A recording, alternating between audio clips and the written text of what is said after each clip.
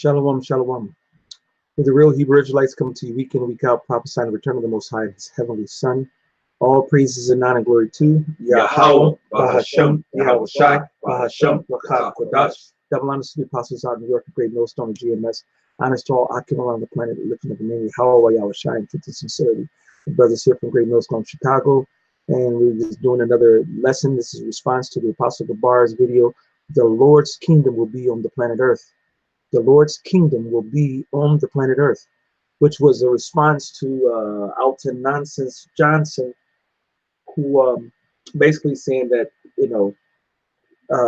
heaven is not going to be on earth, it's going to be in some spiritual realm. All right. This is the modern day theology and thinking of what heaven is. You go Google heaven, and these are the first images that pop up. Some place that's going to be just stairway to heaven. What's that? Now that's the Jake word. You got the Esau, even though he was a JT, that way, stay. But they'll say the stairway to heaven, so they'll think that you got to take this step, and next thing you know, you get up here. This is some magical, what you call it, Elysium. If you all remember Elysium, that movie, yeah.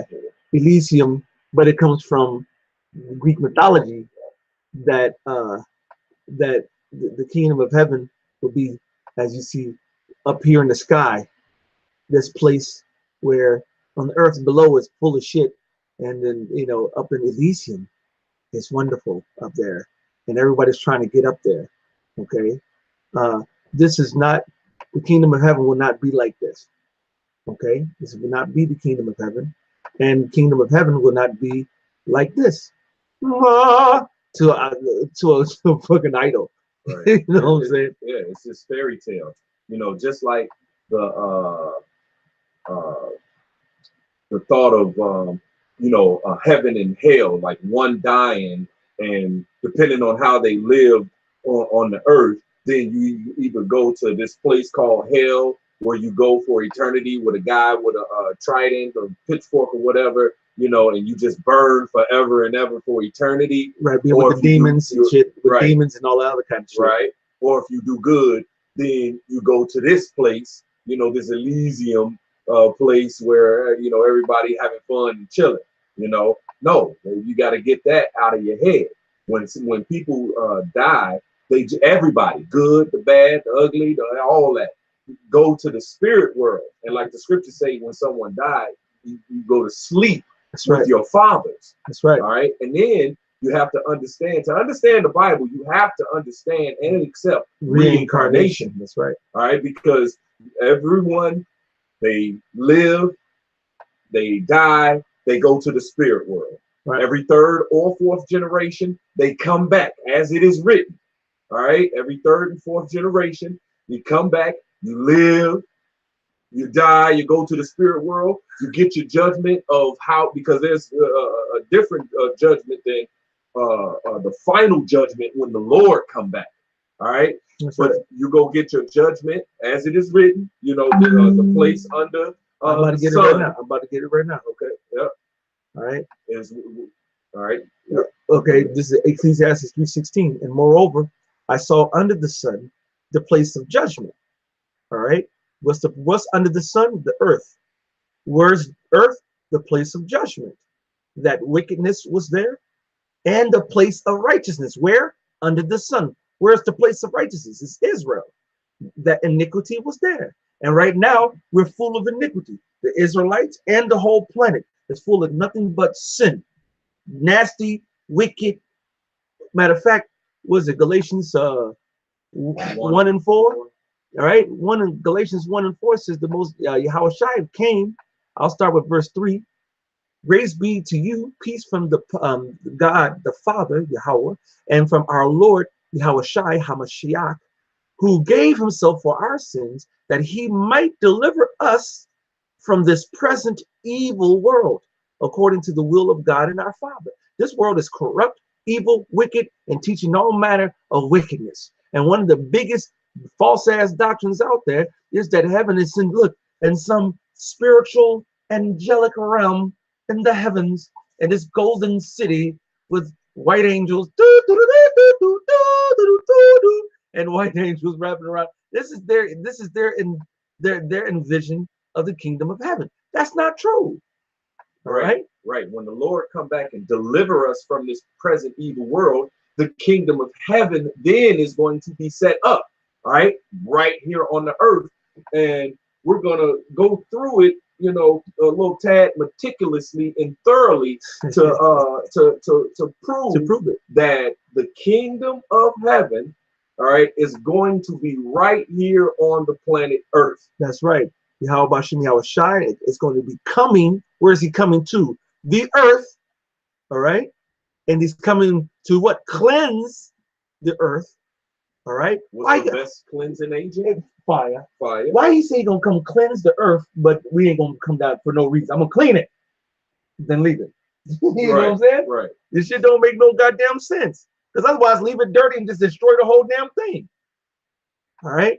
I'm gonna pull up one of them precepts, but I'm not gonna hit the hammer on the head. I was gonna start off with the hammer on the head, but we're gonna go do it through the spirit of a meticulous way to build up the return of Yahweh Yahweh Shai. All right. Matter of fact, if I may, I will let's go right here. Let's start this way. Y'all got Daniel on y'all list? Daniel what? The 7th chapter, the dominion. Dominion was given to him. Did you have it up? Yeah. It's on your list.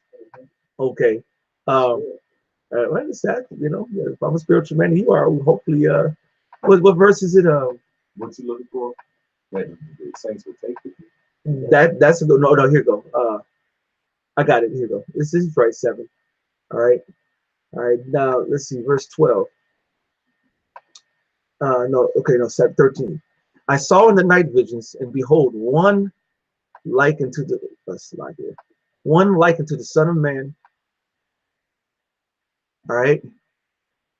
One like unto the Son of Man, which is talking about Yahweh Shai, came with the clouds of heaven. They'll talk about the chariots, as you see behind him, the chariots of the Lord.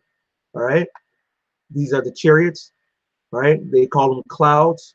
They call them whirlwinds. He calls them chariots. He called them horses. He called them a couple of different analogies. Clouds of heaven, and came to the Ancient of Days. Now, the Ancient of Days is Yahweh. Okay?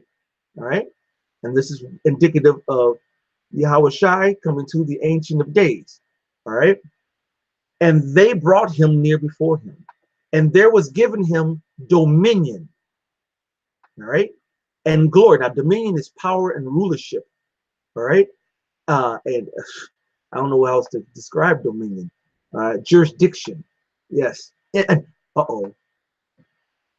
An empire. I'm going to start using that dominion for empire. Charlatan. Right? Charlatan. He said he's giving him charlatan, an empire, dominion, and glory, and a kingdom that all peoples, nations, and languages should serve him. His dominion is an everlasting dominion, which shall not pass away, and his kingdom that which shall not be destroyed. All right? Is dominion domicile of the king? Of the king? Domicile of the king. Is it scripture you talking about? No. Oh, the domicile? Domicile will be a place, right. Yeah, domicile, right? Yeah, domicile of its domicile. Let's see, definition. A country that a person treats as their permanent home. Kingdom is domicile of the king. Okay. Yeah, kingdom might be a country that a person treats as their permanent home or lives in and has a substantial connection with. Right. A treat or specified country is a permanent home. Right. The kingdom is going to be the domicile of the king. Yeah, that would make sense. Okay. So go ahead. Who wants to jump in there? Because I'm holding my precept. I'll get some other ones in support. You know. All right. Well, we can kick it off with Genesis 17 and 5. So the Lord is promising that something about this kingdom, a kingdom of Yahweh Bashem Yahweh Shai. So let's go into the kingdom that was prophesied, that was going to be given to Yahweh Yahweh Shai, Well, Yahweh, from Yahweh to Yahweh Shai. Because that's the ancient of days before days, meaning he came before days ever came. And he gave dominion to Yahweh Shai. So you said, go ahead. And also how in Romans 8:16, it talks about how the Spirit itself bears witness with our spirit that we are the children of the Most High God. Talk to the Israelites. And if children, then heirs. That's right. Heirs of God and joint heirs with Yahweh Shai Mashiach. If so be that we suffer with him, that we may be also glorified together. Okay? Where we suffer that? We suffer right here in this first heaven, in this first earth, which we're in right now. And so we had to suffer here, because that's why the scriptures talk about through much tribulation shall you enter into the kingdom of heaven. That's right. All right. And so if we accept that suffering, that punishment, that chastisement, all right, those learning experiences that the Most High gave exclusively to the Israelites, then if we accept that and we suffer with Yahweh Shai, then we may be glorified with him, and we're going to be joint heirs in that same set kingdom that the brother was just reading about. That's right. All right. That's right. Yeah, go ahead, brother. It's Genesis 17:5. Neither shall thy name anymore be called Abram, but thy name shall be Abraham. Not Abraham, but Abraham. So we talking about kicking it off with Abraham. Right. Okay. Neither shall thy name anymore be called Abram, but thy name shall be Abraham. For a father many nations have I made thee. And I will make thee exceeding fruitful, and I will make nations of thee, and kings shall come out of thee. All right. So kings shall come out of Abraham, the loins of Abraham. All right. The father of the nations. But go ahead. And I will establish my covenant between me and thee, and thy seed after thee. Wait a minute. He said what? And I will establish my covenant between me and thee, and thy seed after thee. So he just said he will establish his covenant with me, the Most High, and thee, and thy seed after thee. So Abraham and Abraham's seed after him. Read. And I will establish my covenant between me and thee, and thy seed after thee, and their generations, for an everlasting covenant, to be a power unto thee, and to thy seed after thee. And I will give unto thee and to thy seed after thee the land wherein thou art a stranger, all the land of Canaan, for an everlasting possession. I will be their power. Okay, so there it is. There's the covenant, you know, part of it where it talks about, and I will give unto thee and to thy seed after thee the land. All right, they say the land wherein thou art a stranger, all of the land. All right, land here in the earth of Canaan for an everlasting possession, and I will be their power. Now, if we can get that Genesis 15, and we can get 3 through 7. It's Genesis 15:3. And Abram said, behold, to me thou hast given no seed, and lo, one born in my house is my heir. And behold, the word of Yahweh came unto him, saying, this shall not be thine heir. He that shall come forth out of thy own bowels shall be thine heir. Okay.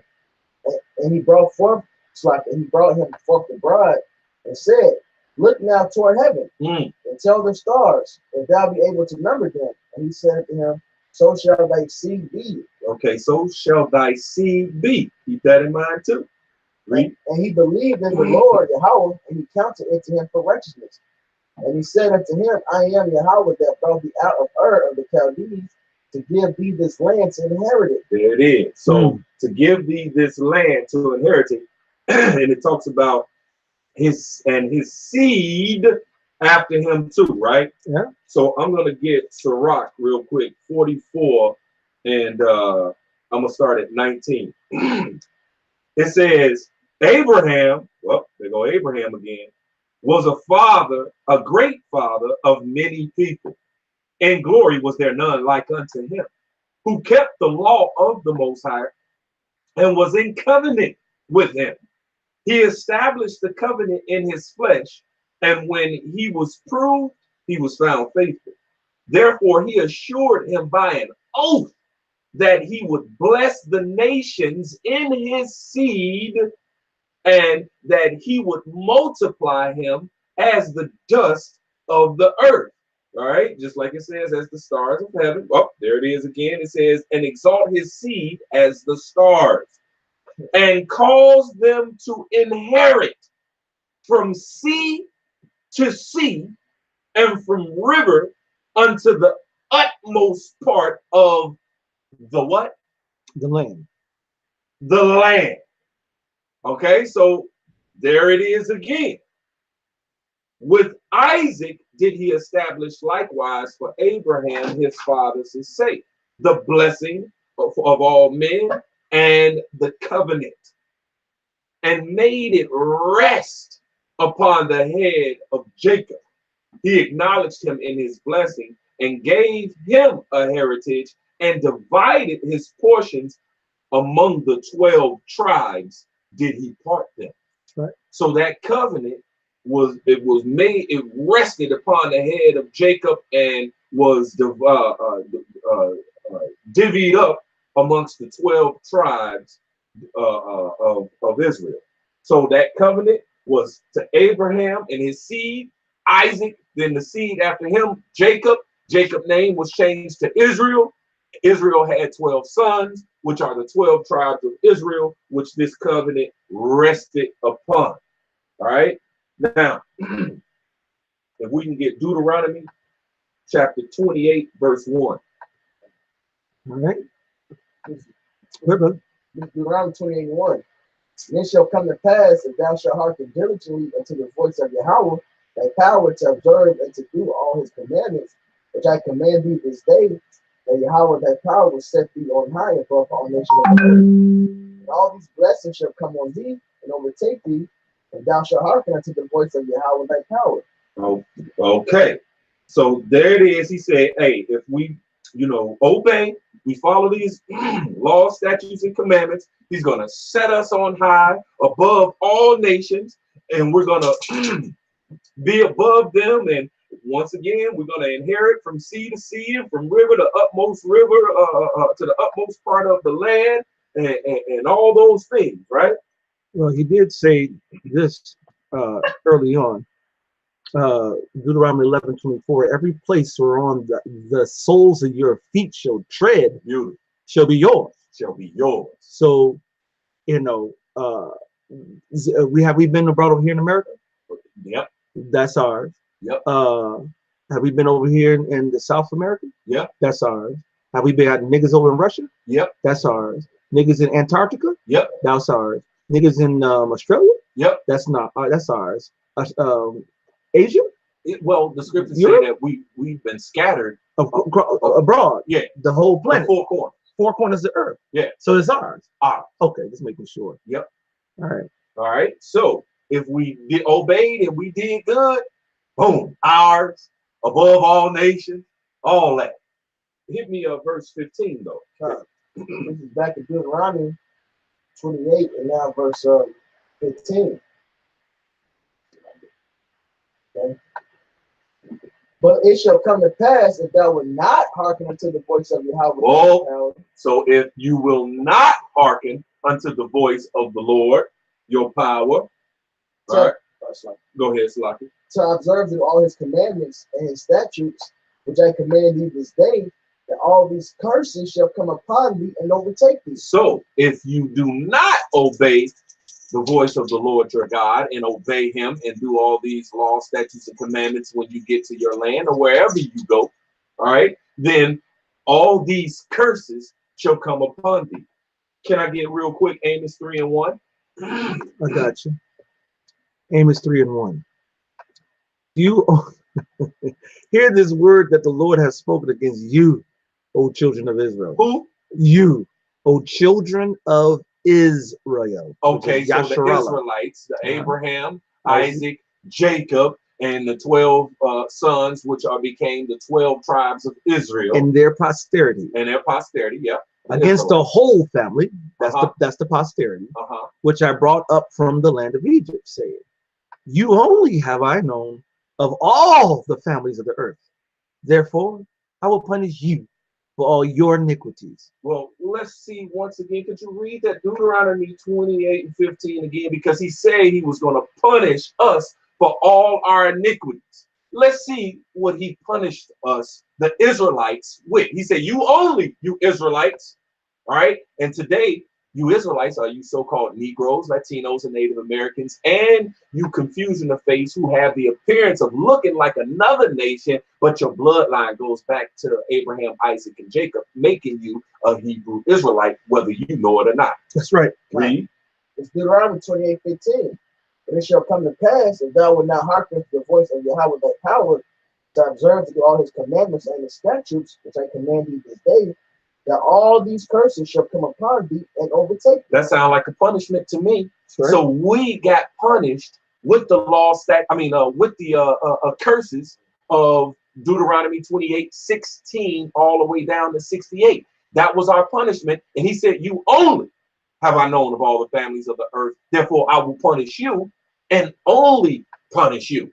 Because he said in that second Maccabees 6 that he's going to patiently forbear it to punish the other nations. And you know why? Because Isaiah 40 and 15, behold, the nations are as a drop of a bucket, and are counted as the small dust of the balance.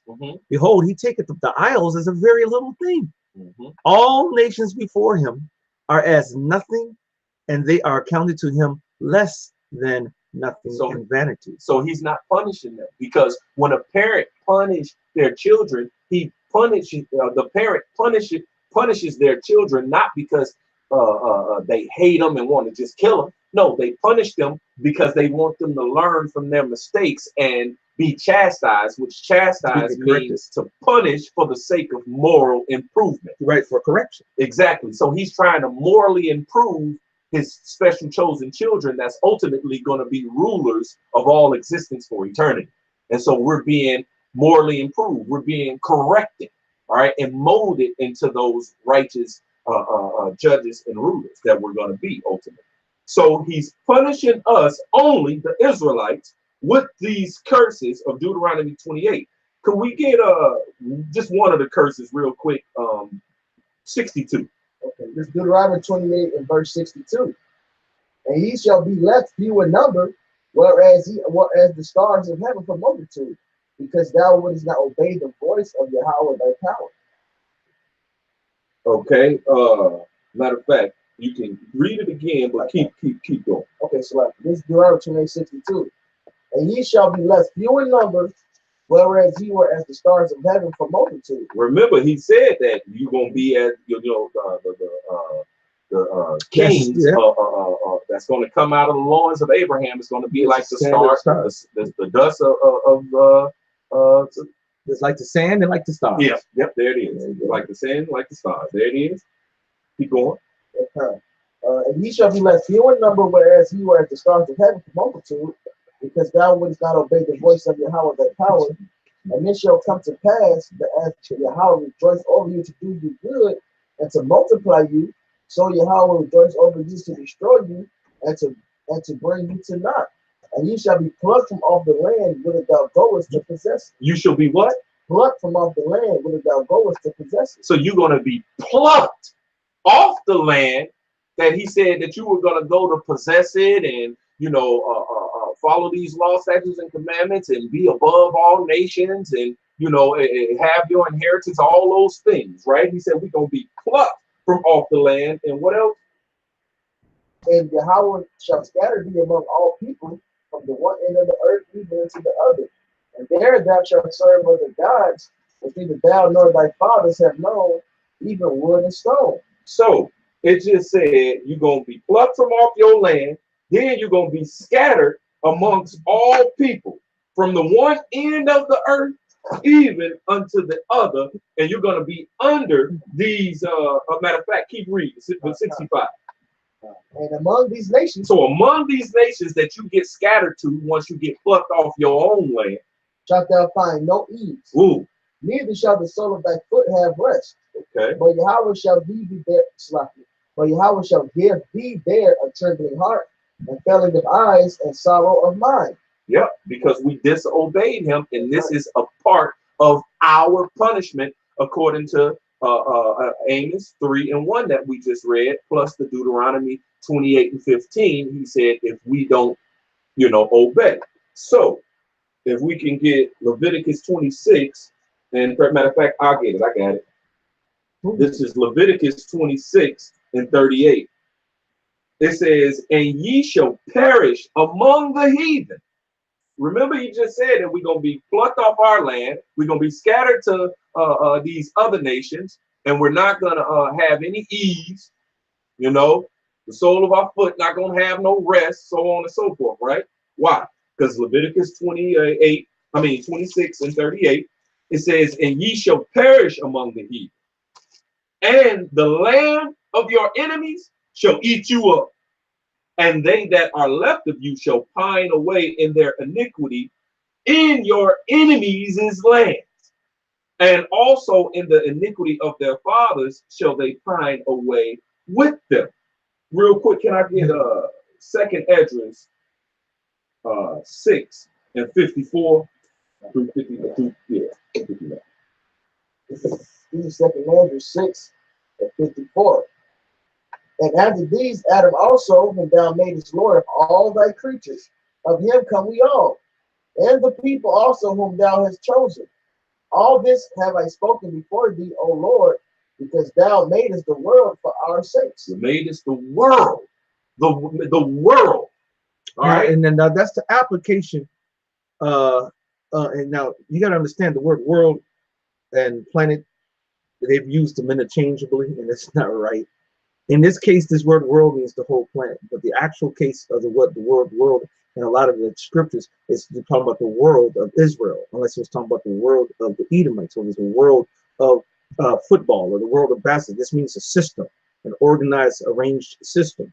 But right here, it's talking about the planet because there's, they like to lump in the whole planet as the world. Right. Well, it said in that Sirach 44:21 again, we read it, I'll read it again. It says, therefore he assured him by an oath that he would bless the nations in his seed, and that he would multiply him as the dust of the earth, and exalt his seed as the stars, and cause them to inherit from sea to sea, right, and from river to utmost part of the land. The planet. Sea to shiny sea. And what he said, every place you tread on, that's the whole planet. That's it. So in this case, like the brother is reading, it says that, for thou made the world for our sakes. Read.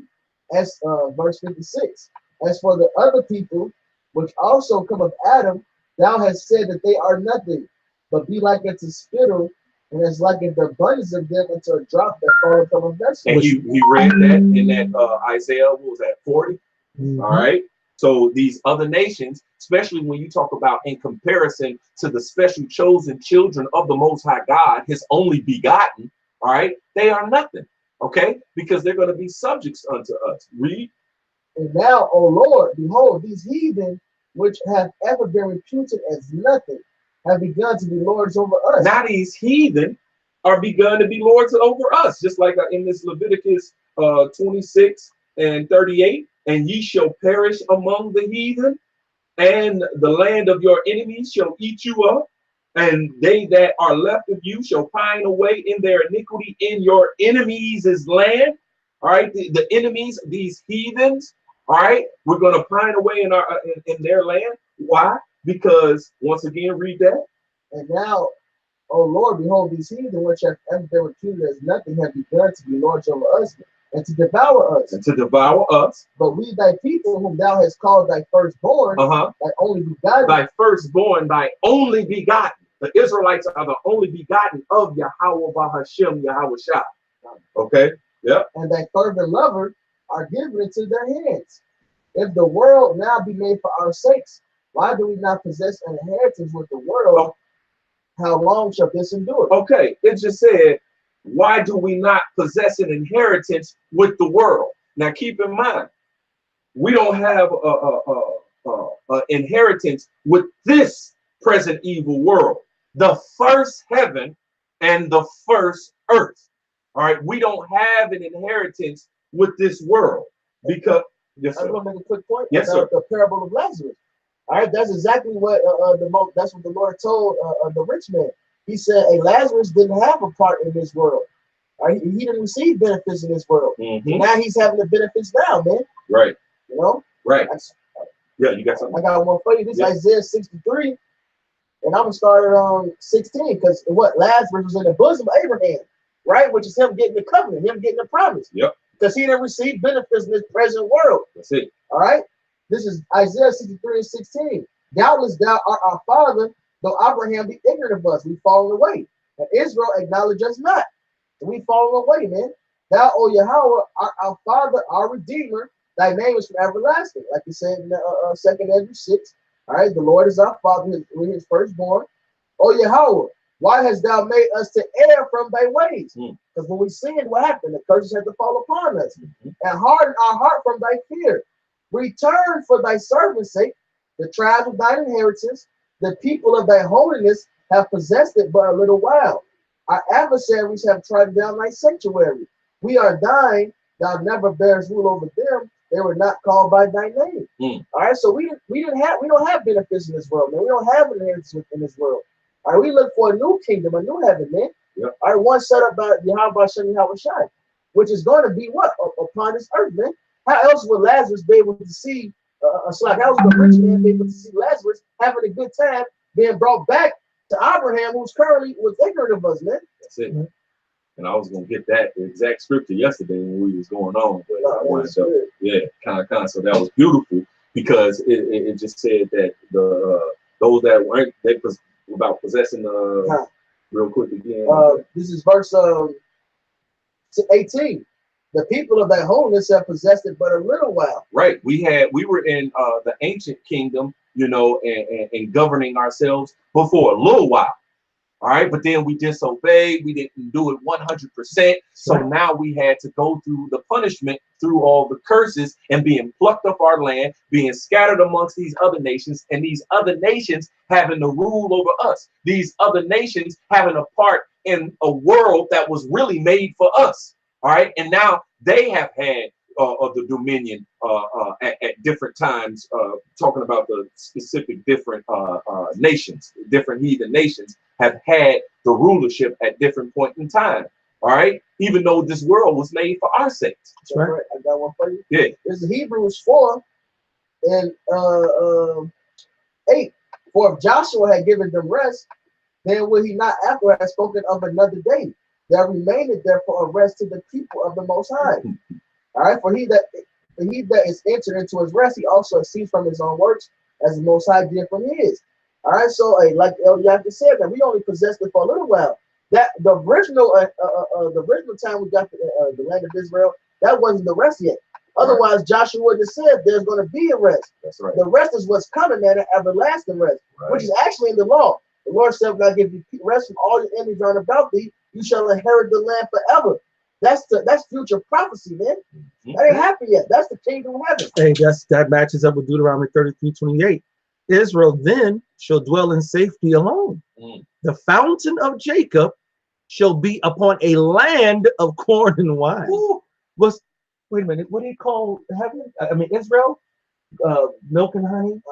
You know what I'm saying? That there's going to be full of, if it's full of milk, that means they got cows. If they got cows, that means they got grass. If they got grass, that means they got trees, grass, and vegetation for the cows to be full of milk. All right. And then honey means they got bees. Yep. If they got bees, they got flowers. If they got flowers, they got rain. Yeah. So if an epithet of the name, which is another name for the land of Israel, is milk and honey, and upon a land of corn and wine. Why? Because we're going to have a plenteous amount of corn, a plenteous amount of wine. Where you get wine from? Grapes. Where you get corn from? You know, the kernel of a seed, which goes into what? The earth. Yep. So you get corn and grapes that make wine. All right. And you know what? Just to add, you can get wine from any fruit that grows on the vine. That's true. So look, that means we're gonna have, like you said, all these fruits and grains in the kingdom. All that land is gonna be abundance of just beautifulness, man. That's trees, right. Sweet smelling wood. That's right. That's right. That's the kingdom, man. What the fuck more do you want? Well, let me finish it. Yep. Also, his heavens shall drop down dew.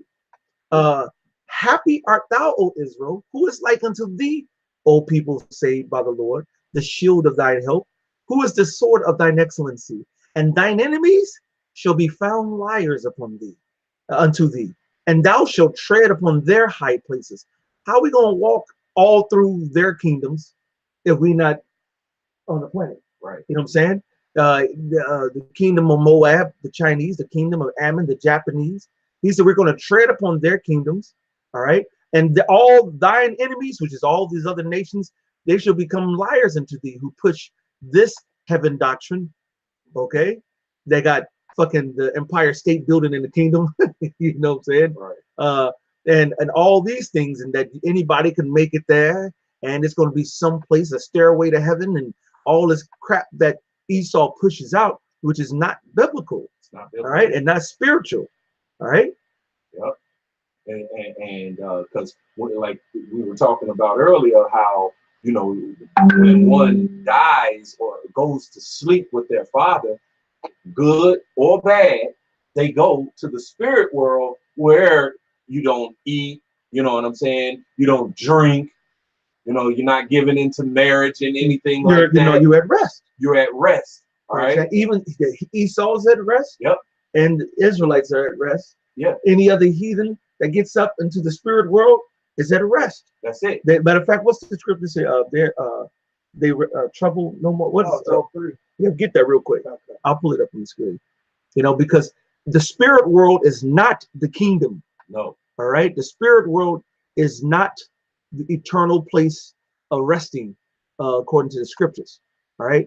03 and what is it? 3 and 17. All right. But the wicked. Okay. Well, I'm going to start up a little bit. I start up a little bit. go ahead, brother. This is Job 3 and 13. But now should I have lain still and been quiet, I should have slept. Then had I been at rest. So this is when he was living, he was moving around. But he said, when I've lain still, meaning I'm dead now, and been quiet, I should have slept. What are you? How about you? Should I say to King David, go sleep with your fathers? Yep. You know what I'm saying? And you can see sleep as being a synonym for death. All right, and rest. Then would I have been at rest? Go ahead. With kings and counselors of the earth. So wait a minute, Putin a king, right? Yep. So when he goes into the spirit world, you'll be Putin in the spirit world too. Yep. All right. A Hitler, when he died, was at rest, at peace. Mhm. He wasn't in hell getting tortured, man, with pineapples, nothing like Esau has to push, man. That's right. Yeah, That devil in hell doctrine is nothing but a means to control people to follow false doctrine. Yeah. All right. Well, it pushes off punishment, Right. which allows for people to get locked in their wickedness, man. That's right. And some people say, well, it's after I die, so what? I'm here now. I ain't dead. You know what I'm saying? That's how they think. That's right. Which is bullshit. With kings and counselors of the earth, which built desolate places for themselves, or with princes that had gold who filled their houses with silver, or as an untimely birth, I had not been. What's an untimely birth? Go ahead. That's stillborn. All right. Infants which never saw light. All right. So they died in the womb, or they get aborted. All right. Go ahead. There the wicked cease from trouble. So Wait, there. Where there in that spirit realm where he said, I have lain. Job was righteous. The Most High said he's righteous. So he said, I'm there with the kings and councils of the earth, with people who've been aborted, and all kind of people, just people. All right. He said The there, good, the bad, the ugly. right? There in the spirit world. There the wicked cease from troubling, and there the weary be at rest. So there the wicked cease from troubling. Uh-huh. Why? Because they in the spirit world, and every, it's all order. You know what I'm saying? The order of the spirit world. Mm-hmm. All right, where you don't, not giving into marriage, you're not eating, you don't drink, you don't take a piss, you know what I'm saying? None of that. One more. There the prisoners rest together. They hear not the voice of the oppressor. Ooh, damn. So they're not. So once a brother dies, he goes into the spirit world. Abba Bivens or King Masha, Captain Lee, and whoever else died in the faith, they don't hear the voice of the oppressor. They're not listening to Esau. They're not going down and being under the realm of here. But guess what? If Esau died, like when the Rothschilds died not too long ago, right? Right. Now they in the kingdom, well, it's like they're in the spiritual realm right now, right along with Abba Bivens and King Masha and Yaquab and company. All right. Yep. Michael Jackson. You know what I'm saying? The small and great are there, Yep. and the servant is free from his master. Yep. And so we just wanted to make that point as well about, hey, there is no, just because you ain't got that about, the Israelites being in safety alone, right. and having, the milk and the honey, right, the land, the corn and wine, and all that, So if you could, Baba Kushai, hit that second Esdras, chapter 6, verse 59 again. And if the world was made for our sakes, why do we not possess an inheritance with the world? So the Israelites, we don't, because at this time, Esdras we were in the Medo-Persian captivity. That's right. And he was saying how, man, he's seeing them of Babylon, these heathens, they flow in wealth and think not upon thy commandments. He's seen impieties without number. And he was like, well, weigh our wickedness in the balance, us Israelites, and there's also these heathen. He said, and nowhere shall thy name, you got it? Yeah. Okay, second Esdras 3. I'll start up, verse 31. I do not remember how this way may be left. Are they then of Babylon better than they of Zion? Are these heathen better than us Israelites? Or is there any other people that know of thee besides Israel? Or what generation have so believed thy covenants as Jacob? And just remember now, just for a law note, this is a quote from the law in Lamentations, the 1st chapter in the 10th verse. It says, the adversary has spread out his hand upon all her pleasant things. They stole all our ship. For she has seen that the heathen, the Gentiles, the heathen, the other nations, entered into her sanctuary, whom thou didst command that they should not enter into thy sanctuary, into thy congregation. So the heaven, the Israel and the kingdom is not for the heathens, and they were not enter into our congregation as co-citizens of our land. Right. Right. And co-royalty. That's right. In the kingdom of heaven. Right. And yet the reward appeared not. And so our reward don't appear right now, even if we, do the best that we can right now, you know what I'm saying, and following these laws, statutes, and commandments, doing what's right, it says that our reward appears not, even for doing a little bit, because we all have sinned and fallen short of the glory of God. We all messed up, right? That's why we going through all these punishments and experiences right now. But go ahead. For I have gone here and there through the heathen and have seen that they flow in wealth. They flow in wealth. They chilling. They ruling shit. We are given into their hands. It says the earth is given into the hand of the wicked. All right. And think not upon thy commandments. And they don't think upon your commandments. Read. Weigh now thou therefore in the weigh thou therefore our wickedness now in the balance, and theirs also that dwell in the world. And so shall thy name nowhere be found but in Israel. He said, weigh our wickedness in the balance and weigh their wickedness in the balance. They got us faded. You know what I'm saying? Because at least we the only ones that followed the law, statutes, and commandments a tidbit. Somewhat. But they ain't done it at all. All right. But now they ruling over us. That's right. All right. Or when was it that they dwell upon the earth have not sinned in thy sight? Or what people have so kept thy commandments? Thou shalt find that Israel by name have kept thy precepts, but not the heathen. But not the heathen. So now in this, back in this second Esdras, 59. 59. Yeah. If the world now be made for our sakes, why do we not possess an inheritance with the world? How long shall this endure? How long are we not going to have our own, govern our own selves with the law, statutes, and commandments and be back in our kingdom? How long are we going to be going through these punishments that you said you was going to give us in Amos 3:1-2, and the punishments of the curses of Deuteronomy 28, verse 16 on down to 68? How long? How long are we going to be given into their hands and being in subject to them and following their ways and following their customs and languages and gods that they just made up? How long?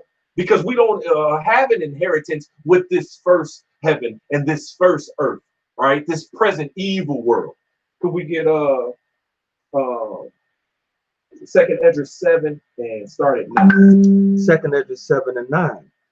If this city now were given into a man for an inheritance. For what? An inheritance. For who? Inheritance. Okay, so a man, somebody has an allotment, a portion, okay. An heir for the things that you receive in the last will and testament of the Lord. All right, so in this present evil world, we don't have it. They know they stole it.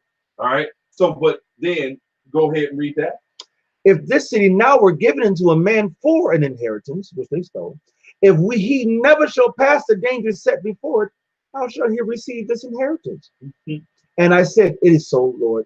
Then said he unto me, even so also is Israel's portion. So it's the Israelites' portion to have an inheritance, right? It's our portion to have an inheritance, but it says, if we never go through the danger set before it, how shall we receive our inheritance? If we don't go through these punishments, through these experiences, all right, that the Lord is putting us through and accept it and overcome, all right, how shall we receive this inheritance, our portion? How shall we receive our portion? So, you got something? Yeah, real quick. Yes, sir. Acts 14:22, confirming the souls of the disciples and exhorting them to continue in the faith, and that we must through much tribulation enter into the kingdom of the Most High. So we must through what? Much tribulation enter into the kingdom of the Most High. Well, since you said that, could you go back to that same chapter, but this time start at verse 3? Okay, so like this Acts 14 and 3. Second Ezra. Oh, okay, so like yeah. This Second Ezra 7 and 3. And I said, speak on, my power.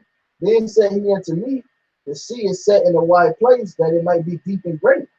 But put the case, the entrance were narrow and like a river, who then could go into the sea to look upon it and to rule it. And to do what with it? And to rule it. Do what with it? And to rule it. And to rule it. So that sea is talking about the kingdom of heaven. All right. So how could we get to this kingdom of heaven, to see it, to look upon it, and to do what with it? And to rule it. And to rule it. All right. Go ahead. If he went not through the narrow, how could he come into the broad? If you don't go through the narrow, how could you get to the broad? If you don't go through the punishments and the afflictions and the tribulation, how could you get to the place that's filled with all good things and righteousness, and you gonna rule it? How you gonna get there? If you don't go through the entrance. Keep reading. There is also another thing. A city is built. The city is the same thing as the sea. It's the kingdom of heaven. So the city, what? It's set upon a broad field, and it's full of all good things. Full of what? All good things. Full of all good things. Keep reading. The entrance thereof is narrow and is set in a dangerous place to fall. Is set in a dangerous place to fall. Go ahead. Like as if there were a fire on the right hand and on the left a deep water. And one only path between them both, even between the fire and the water, so small that there can but one man go there at once. Hit 9 once again. If this city now were given unto a man for an inheritance, if he never shall pass the danger set before it, how shall he receive this inheritance? And remember, just in the next verse, it says this Israel's portion. It's Israel's portion to have this inheritance. It's you so-called Negroes, Latinos, and Native Americans who are the biblical Hebrew Israelites. It is your inheritance to have this seat, this city, this kingdom of heaven where you're going to rule it. But you can't get there unless you go through this dangerous place to fall. Now, I'm going to hit that Leviticus 26 again, back in 38, but I'm going to keep going this time. So it says, Leviticus chapter 26, verse 38. It says, and ye shall perish among the heathen, and the land of your enemies shall eat you up. That's the dangerous place to fall. All right, that we must go through to get to the kingdom of heaven. Verse 39. And they that are left of you shall pine away in their iniquity in your enemies' land. All right, in your enemies' land. It says, and also the iniquity of their fathers shall pine away with them. It says, if they shall confess their iniquity and the iniquity of their fathers, with their trespass, which they have trespassed against me, and that also they have walked contrary unto me, and that I have also walked contrary unto them. And I have brought them into the land of their enemies. If then their uncircumcised heart be humbled, could somebody real quick get Deuteronomy 4:27? All right, I got it. But let me finish this. It says, and that I also walk contrary unto them, and have brought them into their enemies' land, the land of their enemies. If then, when they're in their enemies' land, in subjection to them, all right, if then their uncircumcised hearts be humble, and they accept of the punishment of their iniquity. Matter of fact, before I finish verse 42, hit that for me, because it says, if then their uncircumcised hearts be humbled, and they accept of their punishment of their iniquity. Deuteronomy 4:27. And the Lord shall scatter you among the nations, and ye shall be left few in number among the heathen. Among, remember that prayer. I got a code precept later. Among the heathen, whither the Lord shall lead you. Keep going. Yeah, to verse 30. And there ye shall serve gods, the work of men's hands, wood and stone, which neither see nor hear nor eat or smell. But if thou from thence thou shalt seek Yahweh thy power, thou shalt find him. If thou seek him with all thine heart and with all thine soul, when thou art in tribulation, and all these things are come upon you, even in the latter days. Even when? In the latter days. In the latter days, when you in your enemy's land, in the last days. And John said, we are in the last days already. That's it. He said that he was in the last days. That was 2,000 years ago. That's it. So we're in the last of the last. Of the last. That's right. Okay. So if in the last days you do what? Latter days, if thou turn to Yahweh. What is the Hebrew word for that turn? Shawab. Shawab, which means return. That's right. So if thou return. That's right. All right, go ahead. And shalt be obedient unto his voice. All right. For the Lord thy God is a merciful. Okay, because he's a merciful God, and he will not forsake thee, neither destroy thee, nor forget the covenant of thy fathers which he sware unto thee. He ain't gonna forget what? The covenant of thy fathers which he sware unto them. If we return unto him. That's right. Just like right here it says in Leviticus 26 again, and 40, if they shall confess their iniquity and the iniquity of their fathers, which with their trespass, which they trespassed against me, and that I have also, and that they have also walked contrary unto me, and I have walked contrary unto them, and have brought them into the land of their enemies. If then their uncircumcised hearts be humbled, and they then accept of their punishment of their iniquity, and they return, they shawab unto me. He's going to be merciful, right? It says, if then their uncircumcised hearts be humbled, and they then accept of the punishment of their iniquity, then will I remember my covenant with Jacob, and also my covenant with Isaac, and also my covenant with Abraham will I remember, and I will remember the land. Right. I will remember the land. Could we get Baruch 2:29? And we can go through that whole to the bottom. Baruch 2:29. If you would not hear my voice, surely this very great multitude shall be turned into a small number among the nations, where I will scatter them. For I knew that they would not hear me, because it's a stiff-necked people. But in the land of their captivities, they shall remember themselves. Oh, they shall remember themselves. That's right. They shall return. That's right. Okay. It says, if then their uncircumcised hearts be humbled. That's right. And accept of their punishment. That's right. And shall know that I am the Lord their power, for I will give them an heart and ears to hear. And they shall praise me in the land of their captivity, and think upon my name, and return from their stiff neck and from their wicked deeds, for they shall remember the ways of their fathers, which sinned before the Lord. And I will bring them again into the land which I promised with an oath. So you're Until gonna bring, what you say?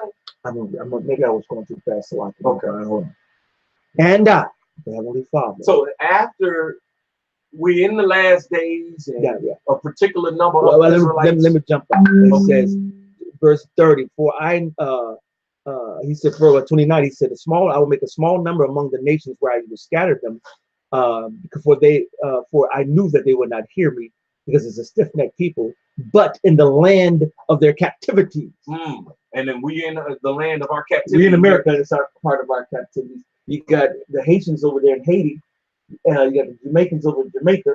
You got the Puerto Ricans over there in Puerto Rico. You got Israelites over there in Europe and in France and in Scotland and Germany and Holland. You have them in Australia. You have them in Africa. All over the planet. Over the space. And no matter where them Israelites they're not ruling or governing their own. We're under those other peoples. Okay. Matter of fact, there's no land on the planet where niggas rule under niggas. Okay. All right. So that's what I thought. So I'm talking about collectively, the whole thing, by themselves, for themselves. If we do got a land like, say, Liberia, those are niggas. But guess what? You got heathens there too.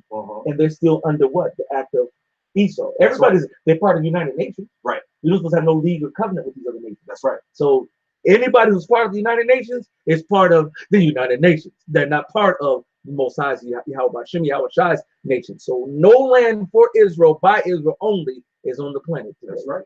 Because the scripture said, and no man shall redeem you. But the Yahweh Shai. That's it. All right. Verse 33. And 34. And I will bring them out of their captivities in every other land that have been scattered abroad. And I will bring them again into the land which I promised with an oath unto their fathers, Abraham, Isaac, and Jacob, and they shall be the lords of it. And they should be the what of it? The lords of it. They should be the lords of what? Though that land that they're brought, he said, I will bring them again into the land. The same land that we were plucked out of, which was a part of our punishment. Right. Okay. This ain't land right there. Okay. Okay, I'm just making sure. Let me see if there's land up here too. No, that's not land up there either. No. Wait a minute, hold on.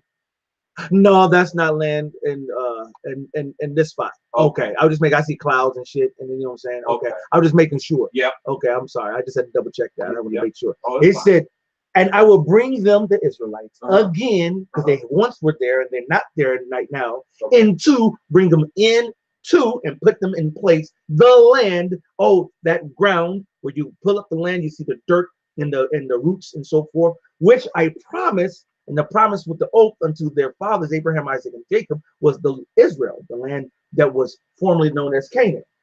And he said, this will be your land. Right. All right. They shall be lords of it. They should be what of it? Lords of it. Well, since you said they're going to be lords of it, let me read this again. This is 2nd Esdras 7 and 5. It says, who then could go into this sea? Remember, the sea is talking about the kingdom of heaven, the inheritance of the Israelites. All right. Who then could go into the sea to look upon it and to rule it, be lords of it? If he went not through the narrow, how could he come into the broad?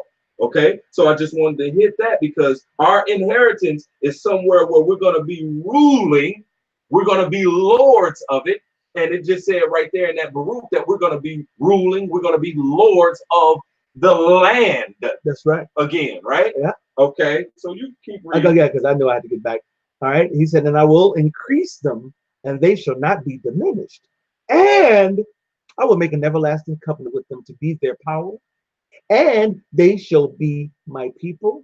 And I will no more drive my people of Israel out of the land that I have given them. Wow. So if the land is not Israel, Alton Nonsense Johnson is driving us out of Israel. And the heathens with this Elysium, heaven in the sky theory is basically saying, you're not going to be in the land of Israel. Changing again, get that covenant. And what did he say? It was an everlasting? Yeah. And I will make an everlasting covenant with them to be their God, and they shall be my people, and I will no more drive my people Israel out of the land that I have given you. Wow, no more. I'm gonna hit this one again. Leviticus 26 and 41. and that I also have walked contrary unto them, and have brought them into the land of their enemies. If then their uncircumcised hearts be humbled, and they then accept of their punishment of their iniquity, then will I remember my covenant with Jacob, and also my covenant with Isaac, and also my covenant with Abraham will I remember, and I will remember the land. That's what he just said in this Baruch, that he's going to give us back the land. We're going to return to the land, and we're going to rule it. We're going to be lords of it. That's right. Okay. What you got there? Oh, okay. Yeah, I got something, but I got a little bit something. This is Ezekiel 39:11. It shall come to pass in that day that I will give unto Gog a place there of graves in Israel, the valley of the passengers on the east of the sea, and it shall stop the noses of the passengers, and there shall they bury Gog and all his multitude, and they shall call it the valley of Hamon-Gog. And 7 months, now this is after the Lord comes and give us power to put down our enemies, right? Okay. That's he says, and 7 months shall the house of Israel be burying of them, that they may cleanse the land. Wait a minute, we gotta do what to the land? Cleanse it. Yeah. And he done destroyed all these. Who's Gog and Magog today?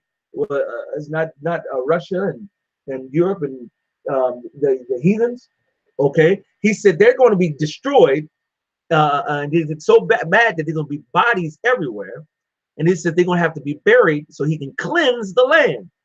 Yea, all the people of the land shall bury them, and it shall be to them a renown the day that I shall be glorified, saith the Lord power. So this is when the Lord is glorified. That means he's returned, right? Okay. Okay.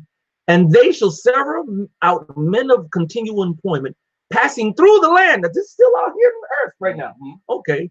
To bury with the passengers those that remain upon the face of the earth, to cleanse it. After the end of 7 months shall they search. And the passengers that pass through the land, when any seeth the man's bone, then shall he set up a sign by it, till the buriers have buried it in the valley of Hamon-Gog. And also the name of the city shall be Hamona.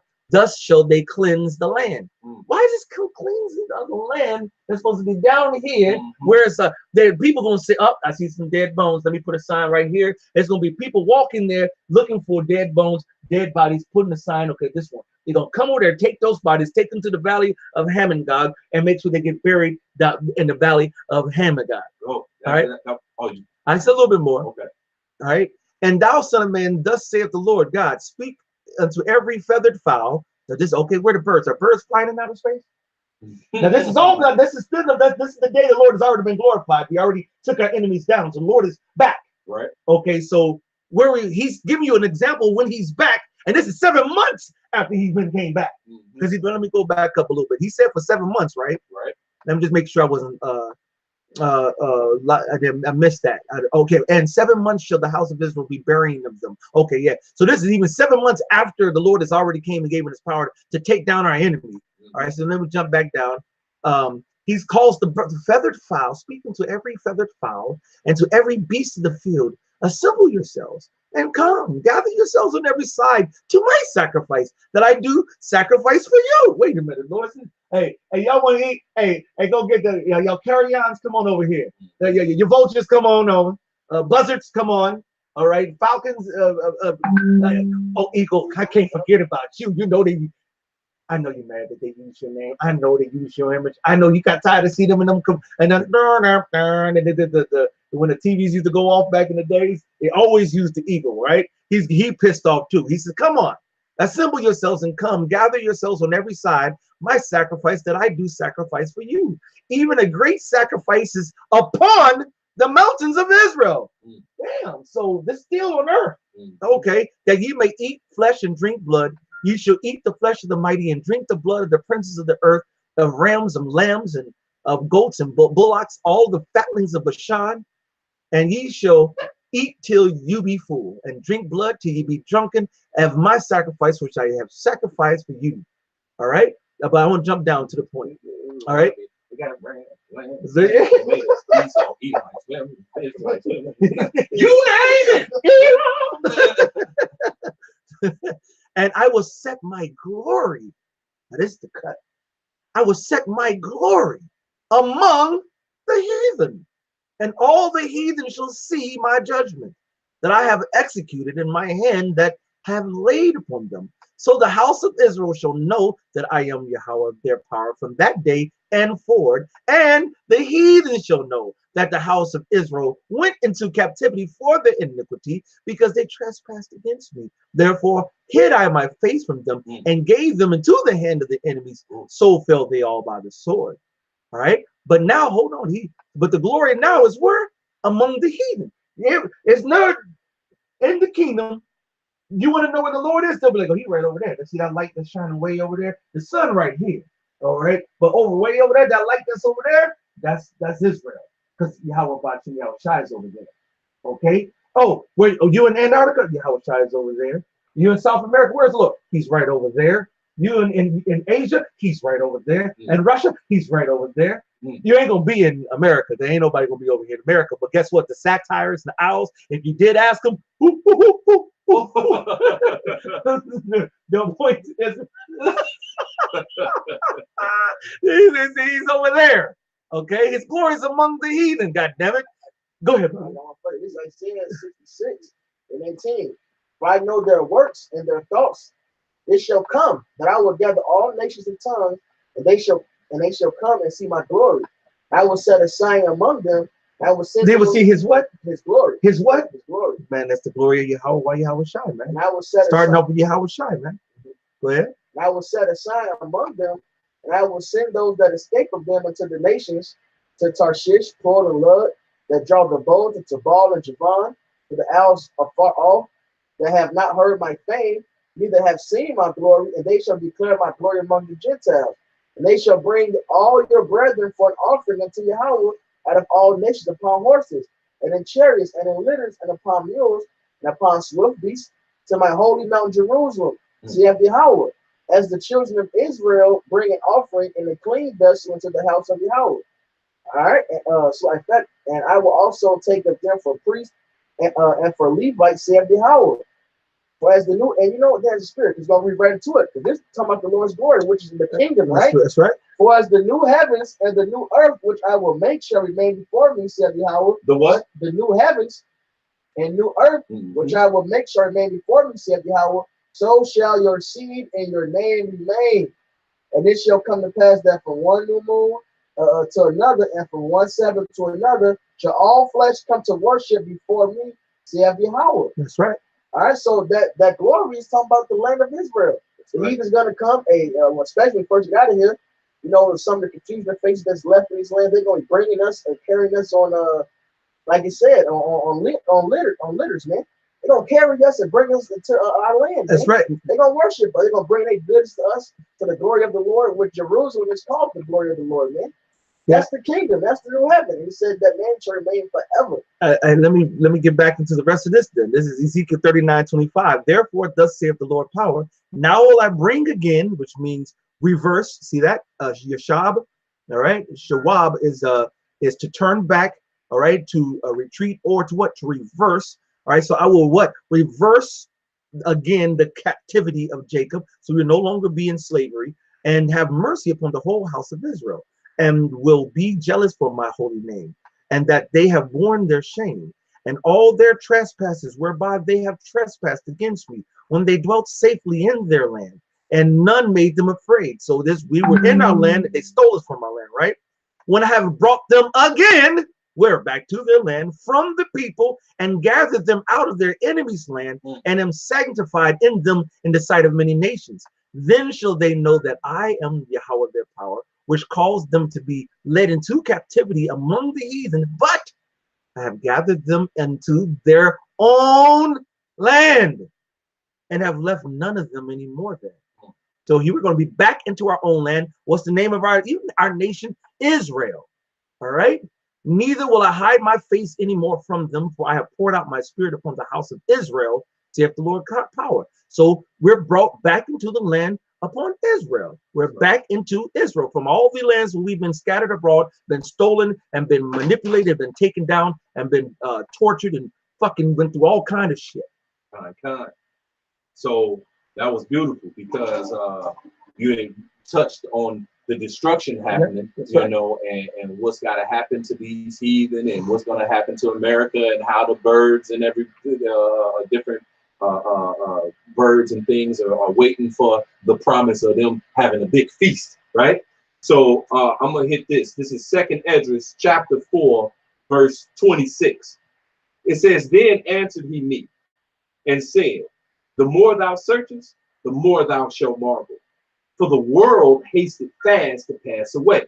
So this present evil world that we're in right now hasted fast to pass away, and cannot comprehend the things that are promised to the righteous in the time to come. For this world, this present evil world, is full of unrighteousness and infirmities. But as concerning the things, right, infirmity, right? It says, "But as concerning the things whereof thou askest me, I will tell thee. For the evil is sown." All right, the evil has been sown in this present evil world. Therefore, we have reaped all manner of evil. And it talks about how, matter of fact, that's in here.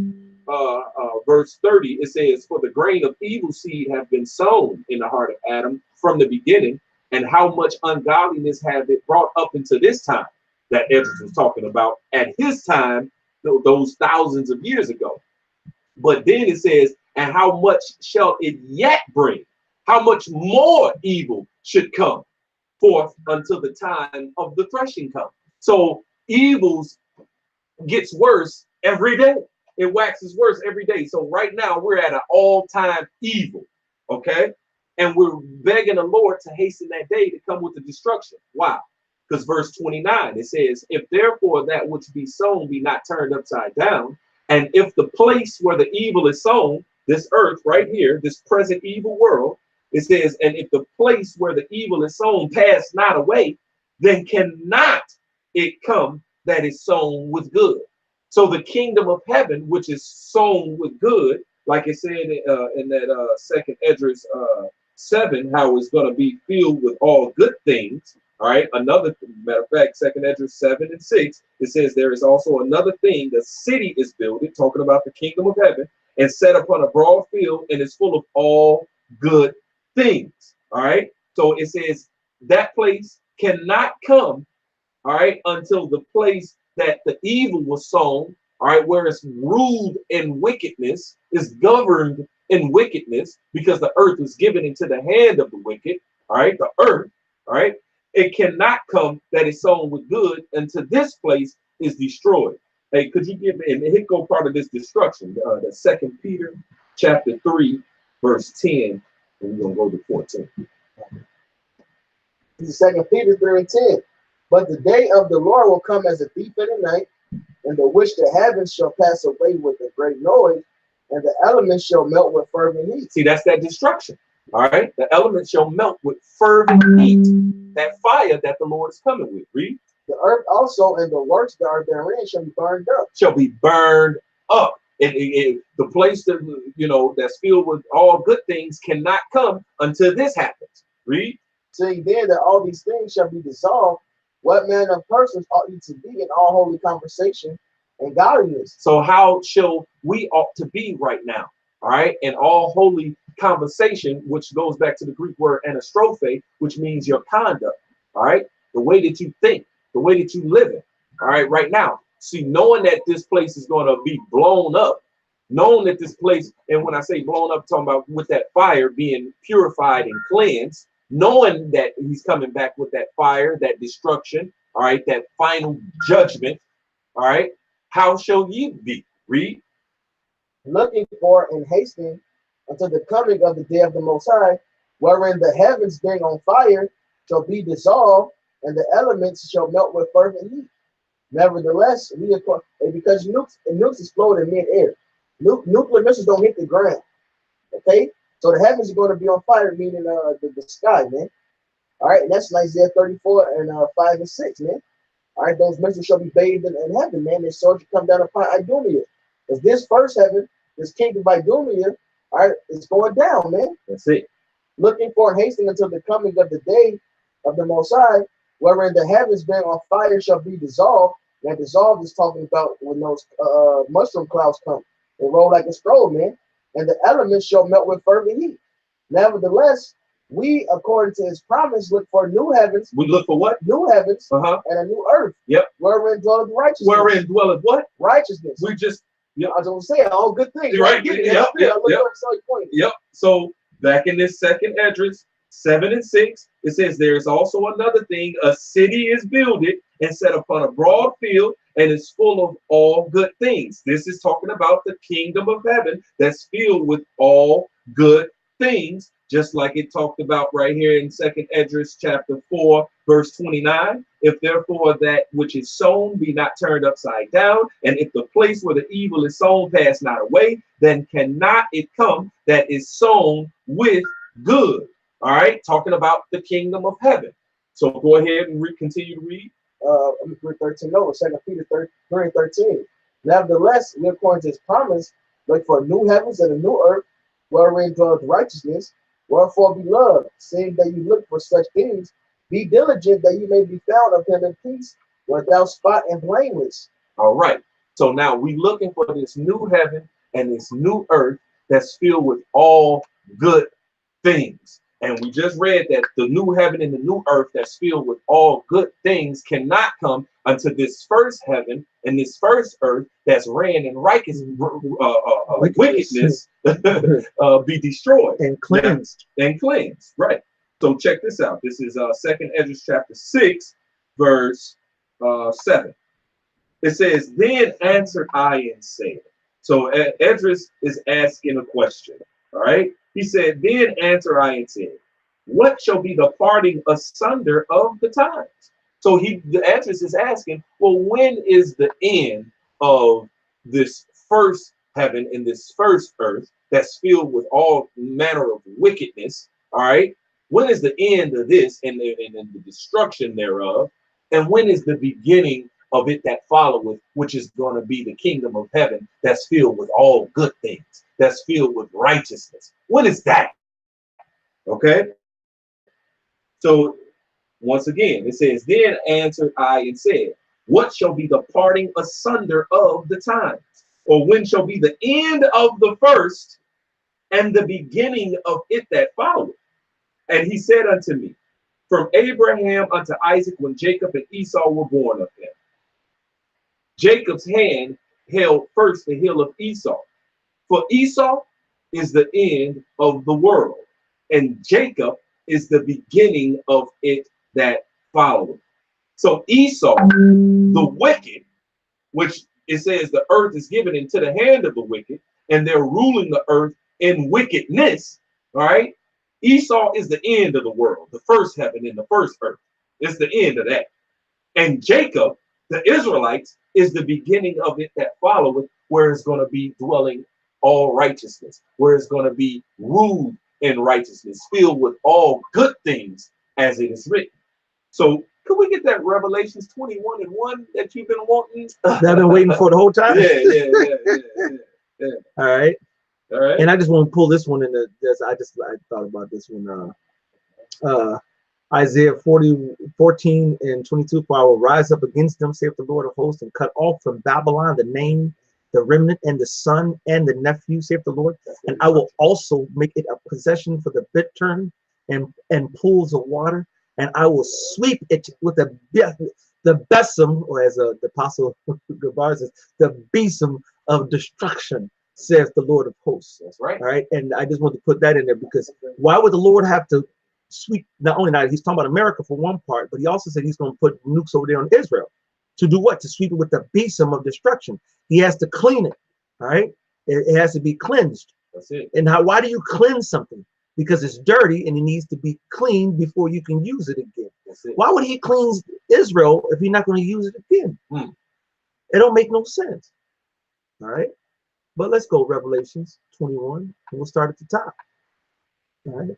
And I saw a new heaven, all right, and a new earth. All right. Now you see this word here for new is kainos or kainos. All right. This is new as in freshness, not new as in neos. This is neos, for the word new in the Greek means absolutely new. It's perfectly new, just new. But he didn't say that. He said kainos. All right. So it's actually refreshed. All right. I saw a new heaven, a refreshed heaven, a new earth, a refreshed earth, and the first heaven and the first earth were passed away. And the first heaven is what you see in outer, in the sky right now. You got chemtrails. Is that fresh? No. That's matter of fact, that's nasty, Evil, nasty, filthy, funk. And you got space pollution. That's right. The Lord gonna take away all of that. That's right. Matter of fact, America's such hypocrites. You know what? They complain to India like, y'all doing Right. these tests and now y'all creating all this space pollution. Motherfucker, you got all this space jumped up in all this. You talking about some Elon doing some shit, man, with one damn test.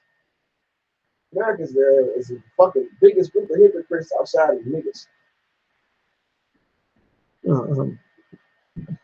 That's right. You got all this junk up there in outer space, man. That's got to be clean. That's got to be renewed. Because right now, this has been dirty for a long fucking time. All right? And the shit could be coming down to the earth and fucking shit up. All right?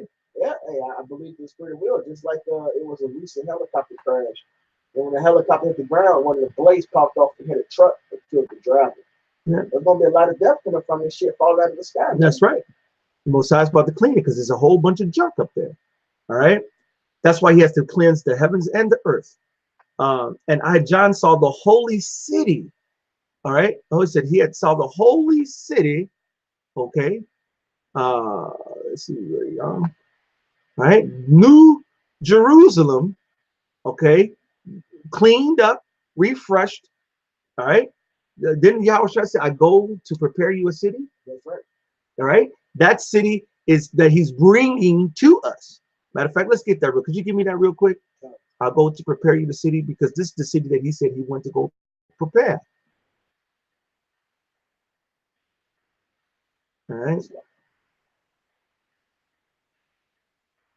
He says, I saw a new heaven, a new earth, for the first earth and the first heaven were passed away, and there was no more sea. And I, John, saw the holy city, New Jerusalem, coming down from God out of heaven, prepared as a bride adorned for her husband. All right, you got it yet? This is St. John 14:2. In my Father's house are many mansions. If it were not so, I would have told you. And out his Father's house is outer space, where many mansions, many galaxies, moons, stars, and planets. Go ahead.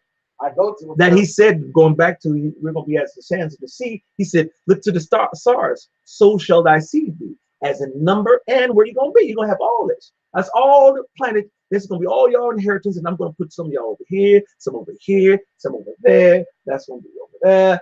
All right? But I'm not going to put y'all over there first until I get this fucking wickedness done. Because we're not populating the galaxies with bullshit. Right. All right?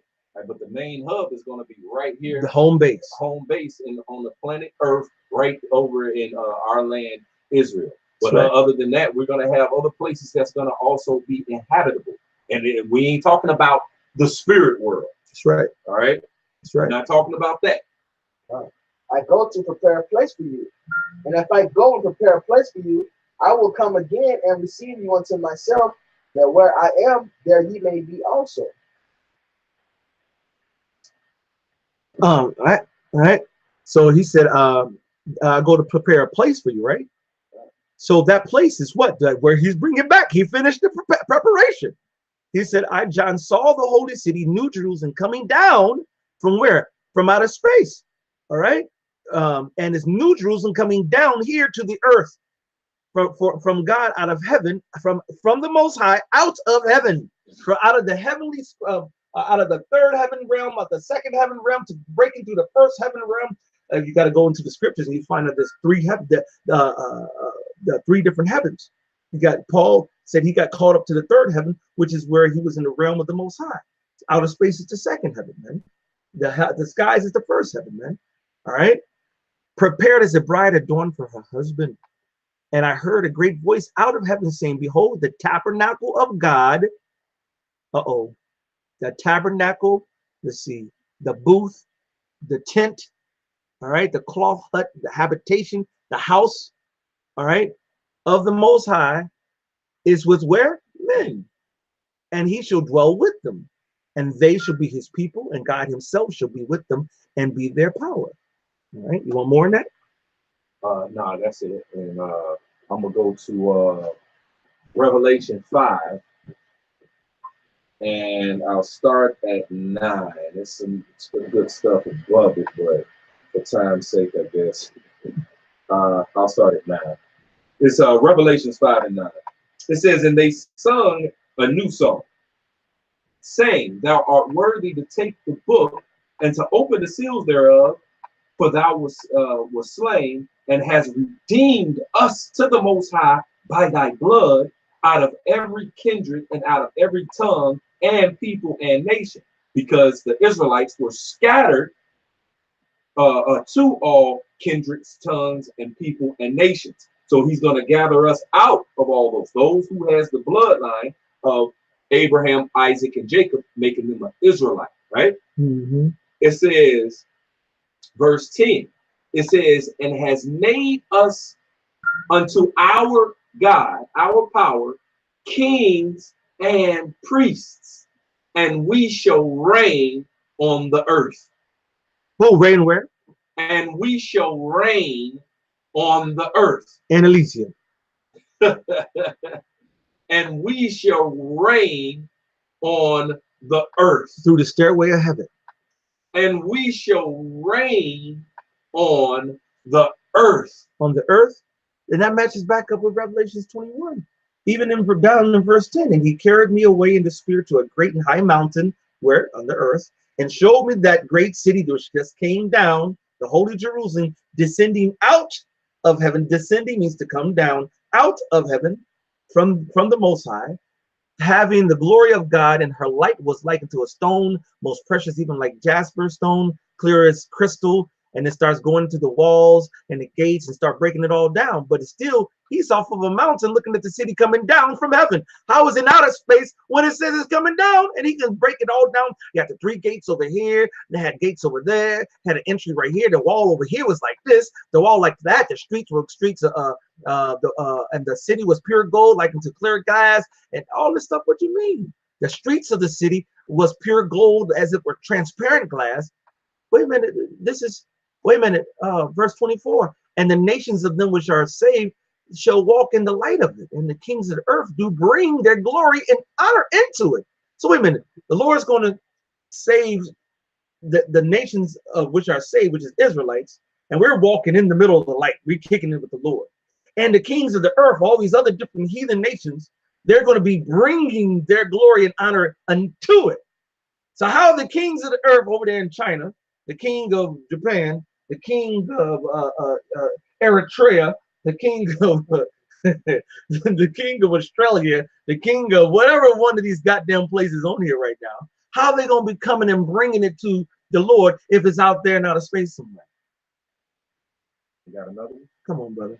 This is Hebrews, because it just says that the Israelites are going to be made priests and kings, and we're going to reign on the earth.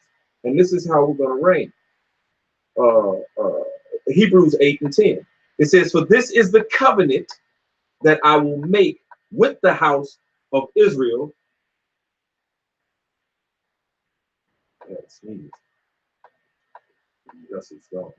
For this is the covenant that I will make with the house of Israel after those days. So after these days, after the first heaven and the first earth, after these days where we're going through all these experiences and being punished and being chastised and learning, because the scriptures in Romans 15:4 says, for everything that was written aforetime was written for our learning. Everything that was written was done.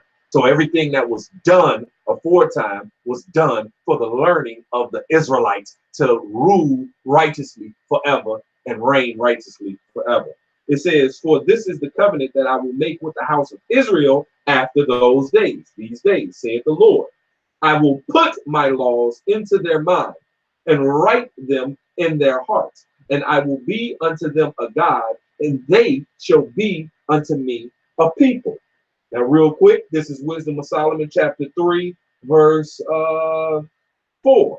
So before this comes to fruition, where we get the law, statutes, and commandments written in our minds and our hearts, first we had to go through this spiritual fire, all these different punishments, and remember the Lord in the land of our captivities. Remember him by our minds being stirred up by the Holy Spirit of truth, and coming back and returning and humbling ourselves and repenting and making ourselves separate from this world, even though we still in this flesh, and our flesh want to do all manner of things of this world, but we got power over our flesh through the Spirit and power of Yahweh Shem Yahushua to learn and grow into these righteous judges that we're going to be here on the earth and reign on the earth. So it says, Wisdom of Solomon, chapter 3, verse 4. It says, for though they be punished in the sight of men, yet their hope is full of immortality.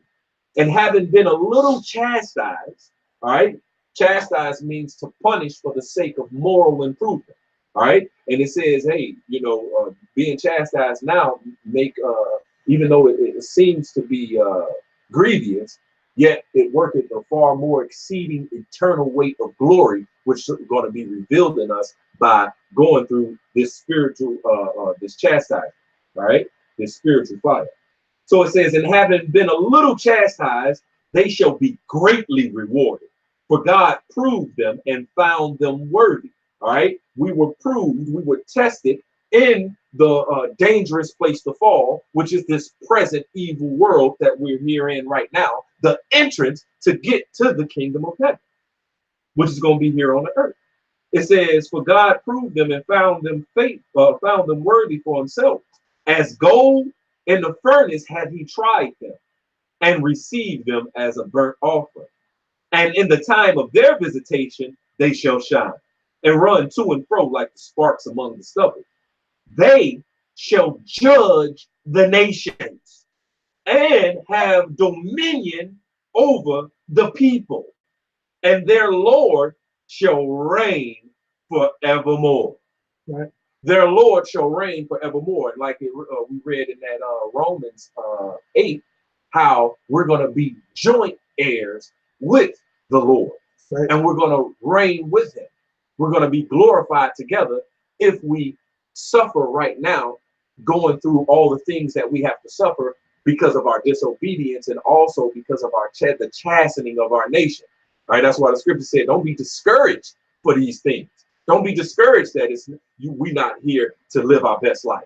Don't be discouraged that we have no inheritance with this present evil world. Don't be discouraged that you got to make your body a living sacrifice. All right, don't be discouraged that you in captivity to your enemy, all these other nations, and we have to go through and overcome. All right, because we're being a little chastised, but we're going to be greatly rewarded for eternity and reign on the earth with our Lord and Savior. On the earth. All right, that's going to be the kingdom of heaven. You can't get around that. All right, because he said he's going to bring us. You got something, bro? Oh, I thought you was over. He said he's going to bring us again into our land. That's what we're going to reign from sea to shining sea, and from river to utmost part of the land, as the scripture said. All right, so we're not going to be ruling in the spirit world. All right, in this fictitious place. Well, we are joint heirs with Yahushua. You know, just saying that because Colossians said he got dominion over all. Oh, right, yeah, come. So we shall, but that's not the kingdom of heaven. Right, the kingdom of heaven that's is right the point. here. Yeah, it's a lot. No, that's on point. That was on point. This is Daniel 7:27. I'm gonna start at 25. He shall speak great words against the Most High, and shall wear out the saints of the Most High, and think to change times and laws. They should be given into his hand until a time and times and the divided time. So the Israelites were here in captivity, were under the hands of Esau, man. All right. But the judgment shall sit, and they shall take away his dominion to consume and to destroy them to the end. That's that destruction that's coming that we read about in that 2 Peter 3. And the kingdom and dominion and the greatness of the kingdom under the whole heaven shall be given to the people of the saints of the Most High, whose kingdom is an everlasting kingdom, and all dominions shall serve and obey him. So that kingdom has been established and is given to the saints, man. Mm-hmm. All right, the Israelites, all right, are the kingdom of heaven, and we shall rule upon this earth, man. That's it. And brother GMS Prophetic Vibrations just put a beautiful scripture. I'm gonna read it. This is Psalms chapter 2, verse 8. It says, ask of me, and matter of fact, I'll read verse 7. It says, I will declare the decree. The Lord hath said unto me, thou art my son. This day have I begotten thee. Ask of me, and I will give thee the heathen for thine inheritance, and the uttermost parts of the earth for thy possession. That's right. We're gonna possess it, but not be there. The heathen for thine inheritance, and the uttermost parts of the earth for thy possession, to rule and to reign for eternity with our Lord and Savior Yahweh Shai. It's a scripture that says, if the city is basically let go of, hey, Shalom, might have gone from Trinidad, Kankai, Shalom, prophetic vibration, that's Trinidad. Shalom. But it's a scripture that says something to the effect of, if you leave if somebody leaves the building, it gets overgrown and falls apart, and it perishes, So if you have a building and you leave it and you don't have it leave it vacant, eventually the wood is going to rot, the stone's going to decay, and it's going to come down. So why would Lord say we're going to give you the earth, but then ain't nothing here on the earth? We're going to leave it, and we're going to be Elysium some goddamn way. All right. This is Jeremiah 46:27. But fear not, thou my servant Jacob, and be not dismayed, O Israel, for behold, I will save thee from afar off, and thy seed from the land of their captivity, and Jacob shall return and be in rest and at ease, and none shall make him afraid. We'll return where? Return to outer space? Right. No, we're gonna go back to Israel, our homeland, our inheritance, our lot. All right. You got anything else? I got one. This is Sirach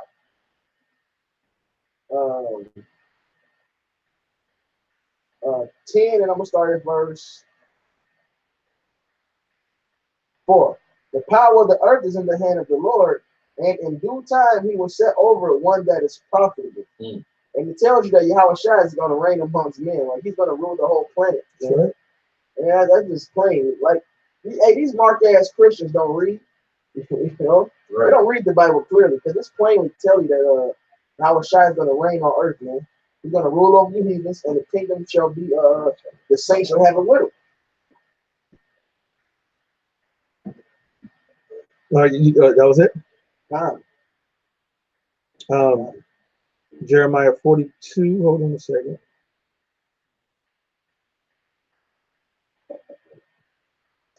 All right, let's see. Let's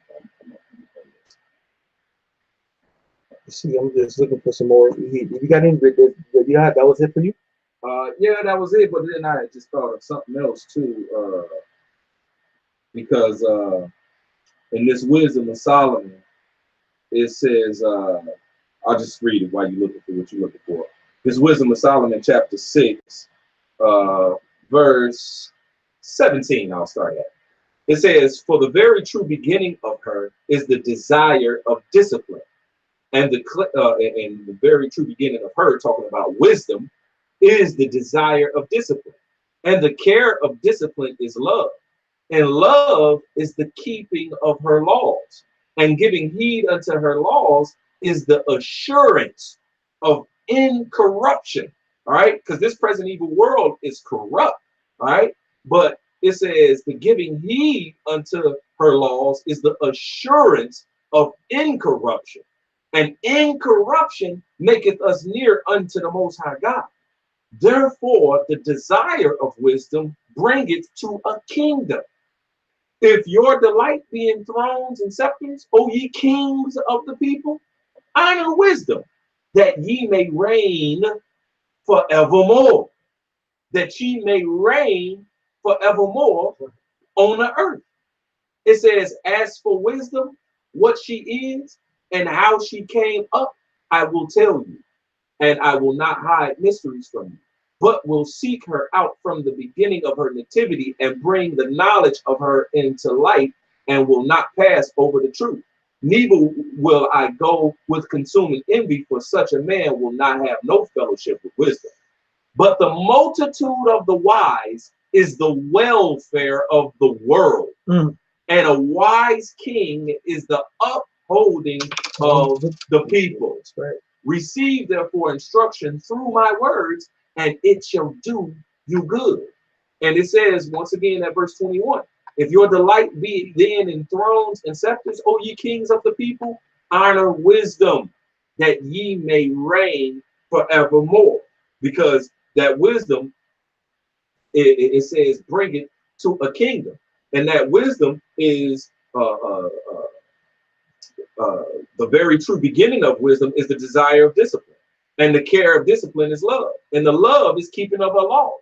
The same laws that we read in Hebrews 10 and 8, or 8 and 10, 8 and 10, is which he said he's going to write in our minds and our hearts. All right.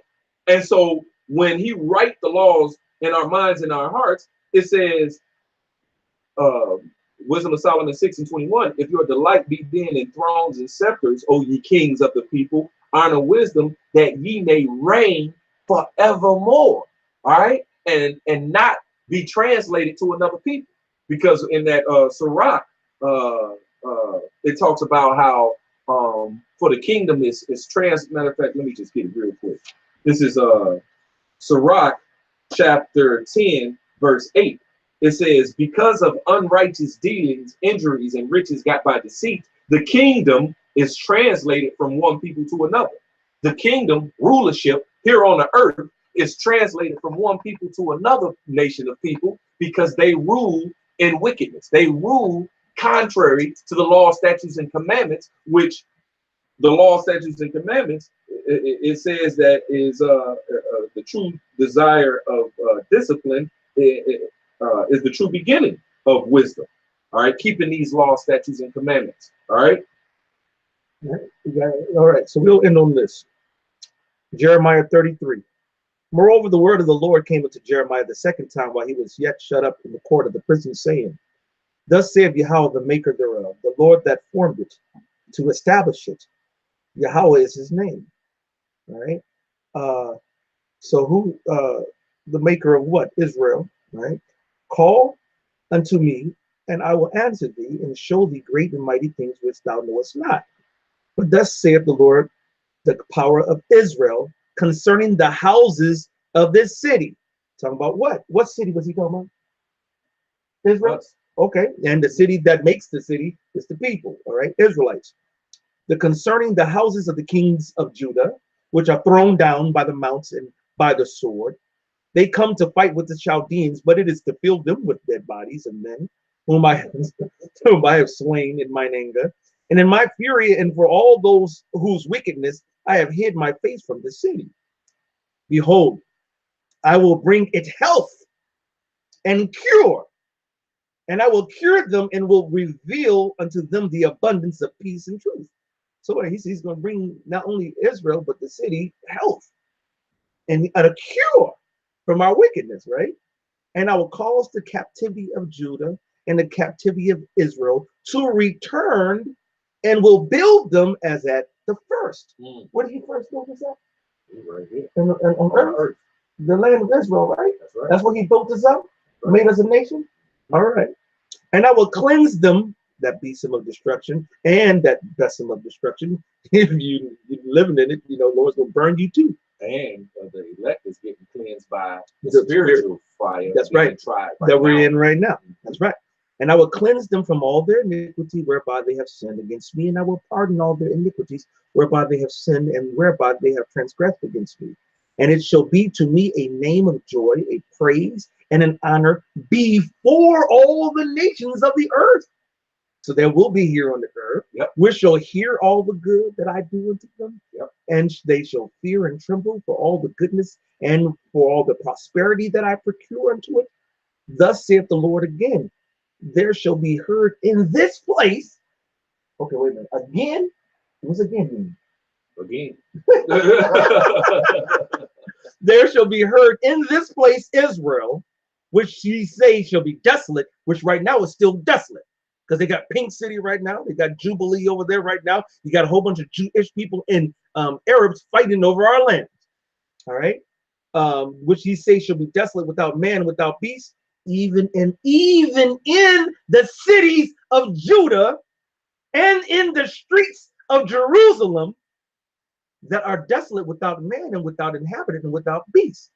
The voice of joy. So wait a minute. In the streets of Jerusalem, verse 11, the voice of joy, the voice of gladness. Where? In the streets, in the lands of Jerusalem. The voice of the bridegroom and the voice of the bride. Oh, Yahweh Shai, the 144,000. The voice of them that say, praise Yahweh of hosts. For Yahweh is good, for his mercy endureth forever. And of them that shall bring the sacrifice of praise into the house of Yahweh. For I will cause to return the captivity of the land as at the first, saith the Lord. He says, I'm going to cause the return of the captivity of the land. He said the land. Now, he mentioned earlier the people, but he said the land.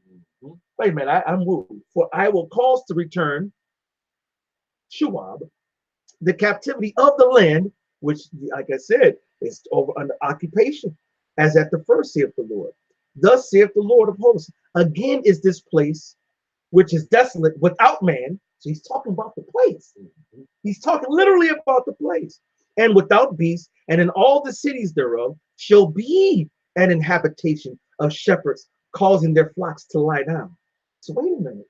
In Israel will be shepherds causing their flocks to lie down. In the cities of the mountains, in the cities of the vale, in the cities of the south, and in the land of Benjamin, in the places about Jerusalem, and in the cities of Judah, shall the flocks again under the hands of him that telleth them, saith the Lord. Who's the people going to be telling them to do this and this and that? That's us, our inheritance. Behold, the days come, saith the Lord, that I will perform that good thing which I have promised unto the house of Israel and to the house of Judah. In those days, still talking about in the future kingdom, and at that time will I cause the branch of righteousness to grow unto David, and he shall execute judgment and righteousness in the land of Israel.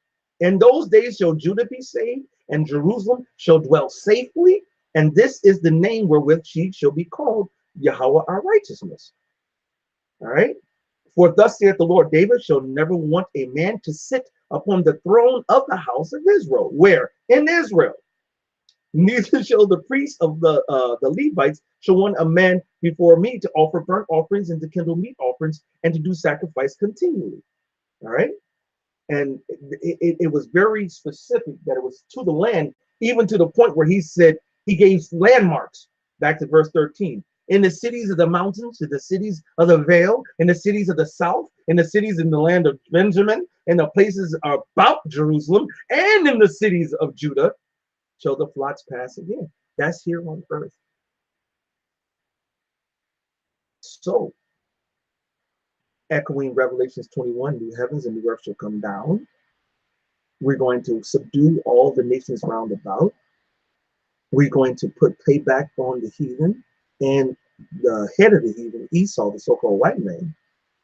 We're going to build up our kingdom, and we're going to live forevermore with the home base being Israel on the planet Earth.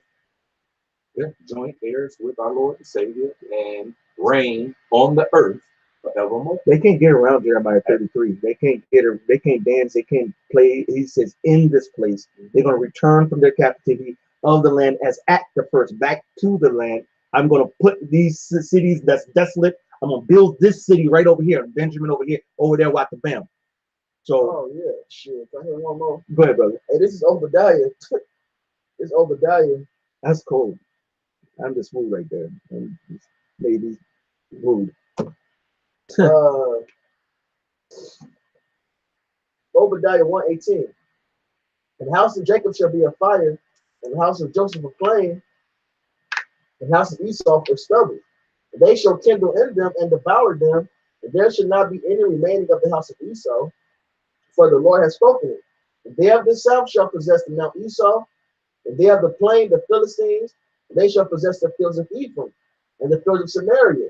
And Benjamin shall possess Gilead, And the captivity of the host of the children of Israel shall possess that of the Canaanites, even to Zarephath, and the captivity of Jerusalem, which is in Sepharad, shall possess the cities of the south. And what is that being called in Revelation 21? New Jerusalem. That's right. So it's telling us come out of captivity. That's right. And Savior shall come upon Mount Zion to judge the Mount Esau, and the kingdom shall be the Lord's. That's right. But it just told you this kingdom is still going to be where? The land of Canaan, to Zarephath. Yeah. And Jerusalem shall possess the cities of the south. That's right. That's good right there. Yeah. So hopefully this has been edifying through the spirit and power of Yahweh, Bashem, Yahushua, Bashem, Rachakadash. All praises and honor and glory to Yahweh, Bashem, Yahushua, Bashem, Rachakadash. Double honors to the apostles out in New York, a great millstone, and GMS honors to all Akim around the planet, and Akwath, who are living and being obedient to the will and spirit of Yahweh, Yahushua. All right. And with that, we're going to say, about the ball. Wow, the ball. And the kingdom of heaven will be on the earth. Shalom.